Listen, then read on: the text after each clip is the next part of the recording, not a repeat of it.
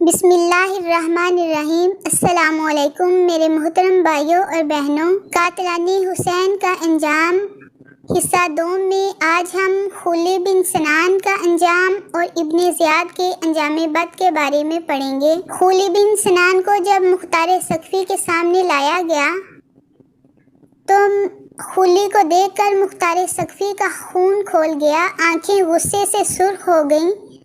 اور گرج کر بولے، یہ ہے وہ سنگ دل جس نے نواسے رسول صلی اللہ علیہ وآلہ وسلم کا سر اقدس نیزے پر چڑھا کر ابن زیاد کے پاس اسی کوفے میں لایا گیا۔ اگرچہ اسے جتنی سزا دوں میرا دل ٹھنڈا نہیں ہوگا،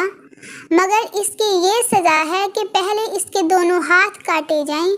پھر دونوں پاؤں اور پھر اس کے سینے میں برچھا مار کر اس کو واصل جہنم کیا جائے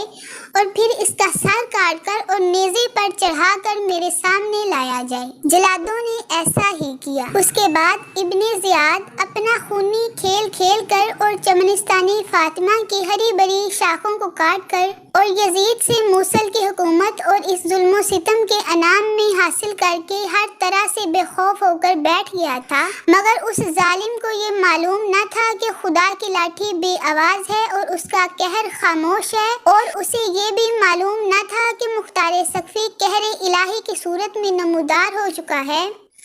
اور پھر اس کے اشاروں پر ناچنے والے عمر بن سعد اور خلی اپنے اپنے ظلم کی سزا پا چکے۔ اب مختار ثقفی نے ابراہیم بن مالک اشتر کو حکم دیا کہ ایک باری فوج کے ساتھ ابن زیاد پر حملہ کر دیا جائے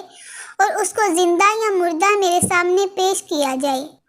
چنانچہ ابراہیم بن مالک اشتر نے ابن زیاد پر حملہ کر دیا، اور اگرچہ ان کے پاس سامان حرب بھی کم تھا اور فوج بھی تھوڑی تھی،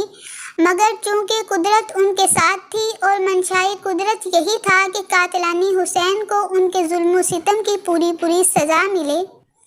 اس لیے ابن زیاد کافی فوج اور ساز و سامان کے باوجود بھی مقابلہ نہ کر سکا اور صلح کے متواتر کئی پیغام بھیجے، مگر اس کی کوئی چال بھی کامیاب نہ ہو سکی تو خود میدان میں آیا اور ابراہیم کے ہاتھوں قتل ہو گیا، اور پھر اس کا سر بھی نیزے پر چڑھا کر کوفہ میں مختار ثقفی کے سامنے لایا گیا۔ یزید کے ان فوجی افسروں کو ختم کرنے کے بعد مختار ثقفی نے حکم دیا کہ ہر وہ شخص جو کربلا میں عمر بن سعد کے ساتھ تھا اس کو بھی قتل کر دیا جائے، نہر فرات پر قبضہ کرنے والوں اور تیر چلانے والوں کا بھی خاتمہ کر دیا جائے۔